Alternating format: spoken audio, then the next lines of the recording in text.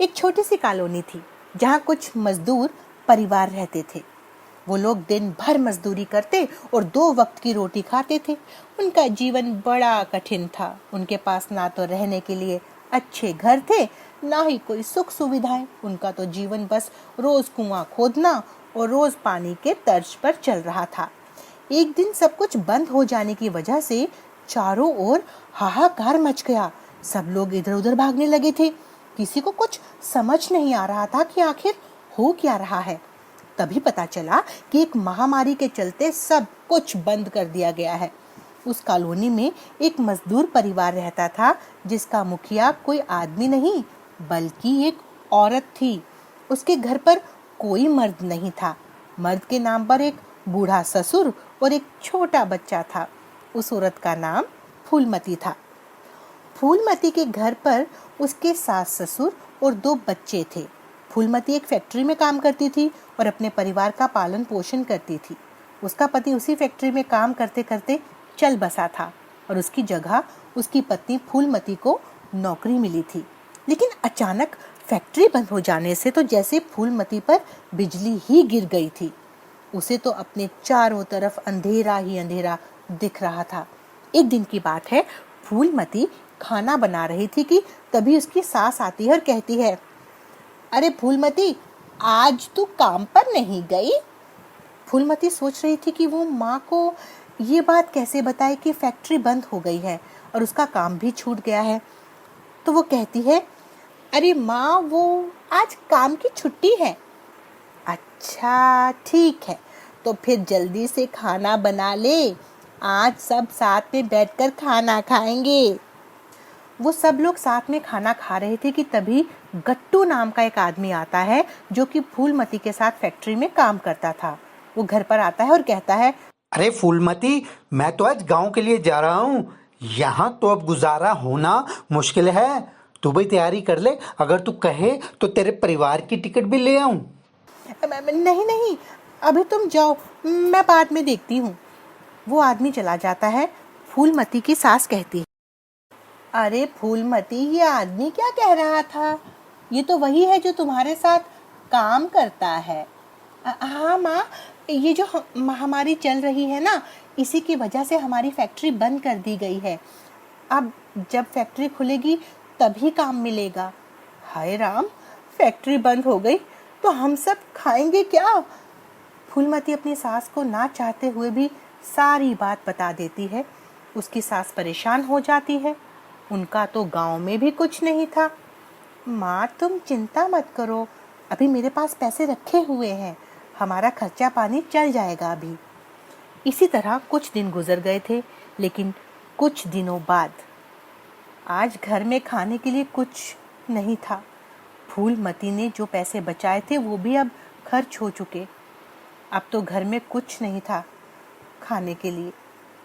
अब वो सोच रही थी कि वो क्या करे। हे भगवान, अब तो सारा राशन भी खत्म हो गया है और बस ये पैसे भी खत्म होने वाले हैं। अब तो उसे एक ही रास्ता दिख रहा था कि वो सब कुछ छोड़कर अपने गांव वापस चली जाए। लेकिन फिर उसे ख्याल आता है कि गांव में भी तो कुछ नहीं है। उसके पास बस थोड़ी सी जमीन और एक टूटा फूटा घर। वो अपनी सास से बात करती है कि अब वो क्या करे। उसकी सास कहती है, फूलमती, गांव जाने से तो कुछ नहीं होगा, वहाँ तो कुछ भी नहीं है हमारे पास। जमीन पर भी खेती करेंगे तो भी 2 महीने में फसल तैयार होगी, तब तक कैसे जिएंगे? तभी उन दोनों को अंदर से उसके ससुर की आवाज आती है, चंपा, चंपा, सुन चंपा। फूलमती और उसकी सास जब अंदर जाकर देखते हैं तो उसके ससुर जमीन पर गिरे हुए थे। वो पास जाती है तो देखती है कि वो तो बेहोश थे। फूलमती उन्हें जल्दी से बिस्तर पर लिटा देती है। कुछ देर बाद उसकी सास देखती है कि उसके ससुर को तो तेज बुखार है। उसकी सास को समझ नहीं आ रहा था कि वो क्या करे। फूलमती, हमें इन्हें अस्पताल ले जाना पड़ेगा। ऐसा कहकर वो दोनों मिलकर अपने ससुर को उठाकर घर के बाहर ले जाती हैं। लेकिन बाहर आकर देखती है कि सब दुकानें बंद थीं। सड़क पर कोई भी गाड़ी नहीं चल रही थी। अस्पताल भी दूर था। उन्हें कुछ समझ नहीं आ रहा था कि वो क्या करे। अब हम क्या क्या करें? इनको कैसे अस्पताल ले जाएं? कोई मदद करो हमारी, कोई अस्पताल ले चलो इन्हें, नहीं तो ये मर जाएंगे, कोई मदद करो।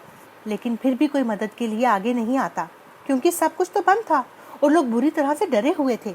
इसीलिए कोई बाहर नहीं आया, क्योंकि शहर में एक महामारी चल रही थी। तभी फूलमती को एक रेहड़ी दिखती है। वो तुरंत उसे खींच कर लाती है और उस पर अपने ससुर को लिटाकर अस्पताल की तरफ चल देती है। कुछ देर बाद वो अस्पताल पहुंच जाती है, लेकिन अस्पताल के बाहर तो लंबी लाइन लगी हुई थी। धूप बहुत तेज थी। फूलमती की सास भी बूढ़ी थी, उससे खड़ा नहीं हुआ जा रहा था। फूलमती इधर उधर भाग रही थी, उसे कहीं से कोई रास्ता नहीं मिल रहा था अस्पताल में जाने का।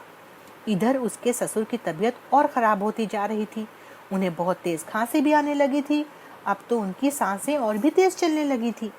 फूलमती की सास अपनी बहू को आवाज देती है, फूलमती जल्दी इधर आ, ये देख इन्हें क्या हो रहा है, कुछ कुछ कर, नहीं तो ये मर जाएंगे। क्या करूँ माँ? कोई अस्पताल के अंदर नहीं जाने दे रहा, कोई डॉक्टर भी नहीं दिख रहा। ये दवाई मिली है, ये पिला देती हूँ इन्हें, शायद कुछ आराम मिले। फूलमती अपने ससुर को दवा पिला देती है और फिर वो फिर से अस्पताल में दरवाजे की कड़ी को हो जाती है। तभी एक अस्पताल में काम करने वाला नंदू फूलमती के पास आता है। वो फूलमती को पहचान जाता है और कहता है, अरे फूलमती, तू यहाँ क्या कर रही है? तुझे पता नहीं शहर में महामारी फैली हुई है? वो मेरे ससुर की हालत बहुत खराब है, मेरी मदद करो। मैं कुछ नहीं कर सकता, अस्पताल के अंदर भी भीड़ है। तू ऐसा कर, उन्हें घर ले जा और घर पर ही उनका इलाज कर। मैं कुछ दवाई दे देता हूँ। तभी उनकी सास भागकर फूलमती के पास आती है और फूलमती से कहती है, फूलमती इनको देख तो जरा, ये देखो बेहोश हो गए हैं। फूलमती की तो ये बात सुनकर जैसे अपनी सुध-बुद्धि खो देती है। वो भागकर अपने ससुर के पास जाती है तो देखती है कि वो तो बेहोश है। वो जोर जोर से रोने लगती है। उसकी सास भी वहां पर खड़ी थी। वो तो जैसे सदमे में ही चली गई थी कि तभी अचानक वो जमीन पर गिर जाती है। फूलमती अपनी सास को हिलाती है और कहती है, अरे माँ, तुम्हें क्या हुआ? उठो माँ, उठो। हे भगवान, अब मैं क्या करूं? कोई कोई मदद करो मेरी। फूलमती थक हार कर वहीं जमीन पर बैठ जाती है और रोने लगती है। हे भगवान, अब मैं क्या करूं? उधर मेरे ससुर बाहर पड़े हैं और इधर मेरी सास को ना जाने क्या हुआ।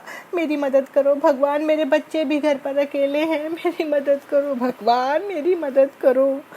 तभी नंदू एक डॉक्टर के साथ फूलमती के पास आता है। फूलमती डॉक्टर के पैर पकड़ लेती है और कहती है, डॉक्टर साहब मेरी मदद करो, मेरे ससुर बाहर बेहोश पड़े हैं, कोई देखने वाला नहीं है उन्हें, और ये मेरी सास है, इन्हें भी न जाने क्या हो गया है, देखिए मेरी मदद कीजिए। डॉक्टर उसकी सास के पास जाता है और उसका इलाज करने लगता है। देखो, मैं तुम्हारी सास को दवाई दे देता हूँ, ये थोड़ी देर में ही होश में आ जाएंगी। लेकिन डॉक्टर साहब, मेरे ससुर जी, इनकी जान बचा लो डॉक्टर साहब। तभी एक नर्स वहां आती है और डॉक्टर को बुलाती है। डॉक्टर, 7 नंबर वाले पेशेंट की तबीयत बहुत खराब हो गई है, उनको सांस लेने में प्रॉब्लम हो रही है, आप जल्दी से चलिए। हाँ, मैं अभी आता हूँ। देखो फूलमती, मुझे अभी जाना होगा और जो दवाई दी है वो अपनी सास को दे देना। डॉक्टर वहां से चले जाते हैं। फिर नंदू फूलमती के पास आता है और कहता है, देखो फूलमती, तुम अभी अपनी सास को लेकर यहाँ से जल्दी चली जाओ अपने बच्चों के पास। ये बहुत ही खतरनाक बीमारी है और इंसान से दूसरे में बड़ी जल्दी फैलती है। तुम्हारा ज्यादा देर बाहर रुकना ठीक नहीं है। अपने बच्चों के बारे में थोड़ा सोचो। लेकिन नंदू, मेरे ससुर। देखो फूलमती, जो भी इस दुनिया में नहीं रहा उसका। नंदू अपनी बात पूरी करता कि तभी फूलमती के पड़ोस में रहने वाला एक आदमी वहां आता है और फूलमती को बताता है कि घर में उसके बच्चे अकेले हैं और रो रहे हैं। फूलमती, जल्दी घर जाओ, तुम्हारे बच्चे रो रहे हैं। फूलमती वहीं ठेली लेकर आती है और अपनी सास को उस पर लेटाकर घर की तरफ चल देती है।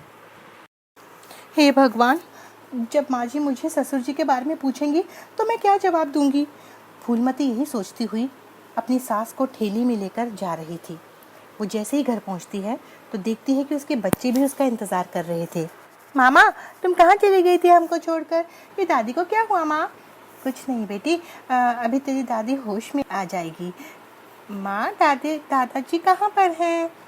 फूलमती रोने लग जाती है। तभी उसकी सास भी होश में आ जाती है। फूलमती, तेरे ससुर कहाँ है बेटी?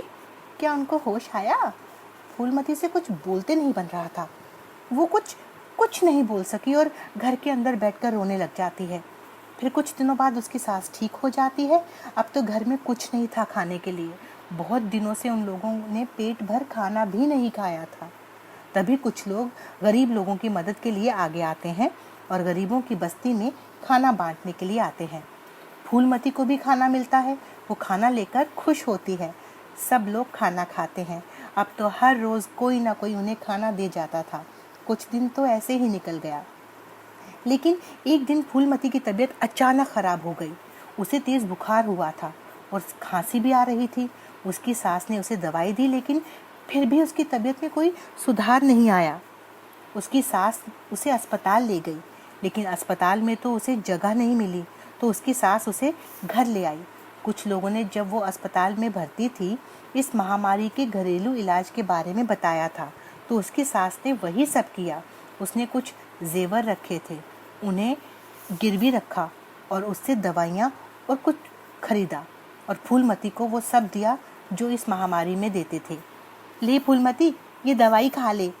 सास ने कुछ दिनों तक फूलमती की बहुत सेवा की। उसने समय पर दवाइयाँ, काढ़ा, फल, हल्दी वाला दूध दिया और कुछ दिनों बाद फूलमती की हालत में सुधार आया। अब वो बिल्कुल ठीक हो चुकी थी। माँ जी, आपने मेरी जान बचा ली, वरना आज मैं जिंदा नहीं होती। नहीं बेटी, ऐसा मत बोल। तू अकेली कितनी मेहनत करके पूरा परिवार चला रही है। अब सरकार गरीबों की मदद के लिए हर महीने राशन देने लगी थी। उसी राशन से उनका जीवन चल रहा था। अब वो सब घर पर ही रहते थे और इस महामारी को खत्म होने का इंतजार कर रहे थे।